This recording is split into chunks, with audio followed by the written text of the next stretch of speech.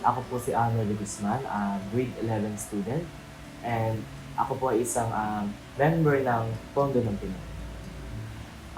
Bago pa po ako maging isang scholar po ng Pondo ng Pinoy, yung buhay po namin ay simple lang, normal na buhay ng pamilya. At nagsimula po ako maging isang member ng Pondo ng Pinoy nung pong um, nagba-Bible po kasi kami sa kasamahan ko pong choir.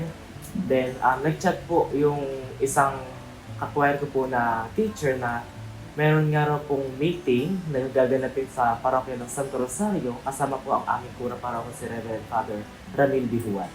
At kinabukasan po, nagpunta po kami sa parokya, then in-explain po kung papaano kami um, magiging isang member ng Pondo ng Pinoy. Ang naging realization ko po ay maganda.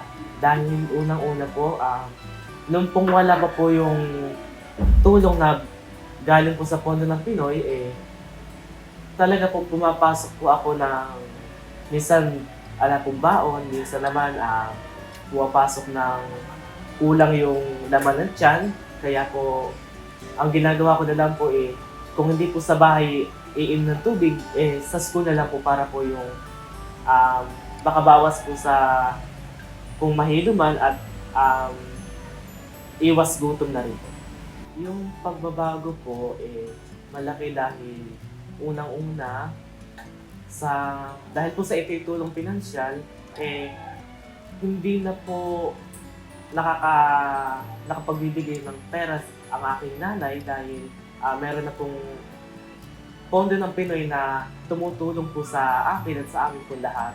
At nakakabawas na rin po sa mga gastusin sa bahay. Kung dati po pangbabayad na lang ng kuryente,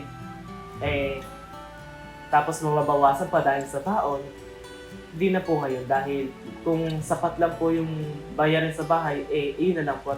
Ang gagamitin na lang pong allowance ay yung pong galing sa community. Ang idea ko po siguro po hindi ko man magawa yung nagawa sa amin at sa akin po ng Pondo ng Pinoy, pero hindi naman po iyon lang yung kaya mong ibigay sa mga kapwa mo tao.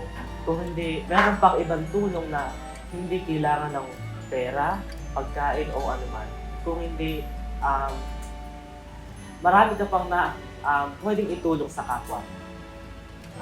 Nagpapasalamat po ako sa amin pong pura paroko na si Reverend Father Ramil Bihuan dahil siya po ang nagiging tulay para po yung allowance namin ay aming makuha na gagamitin po namin sa mga pag-aaral.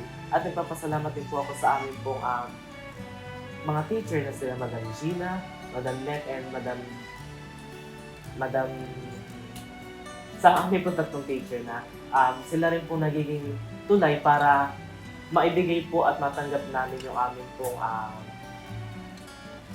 financial assistance. At lalo higit po kami nagpapasalamat at ako po sa bumubuo po ng Pondo ng Pinoy at doon po sa mga taong kaunti man yung naibibigay, barya man o malaking tulong po pag ito po ay pinagsama-sama. Kaya po maraming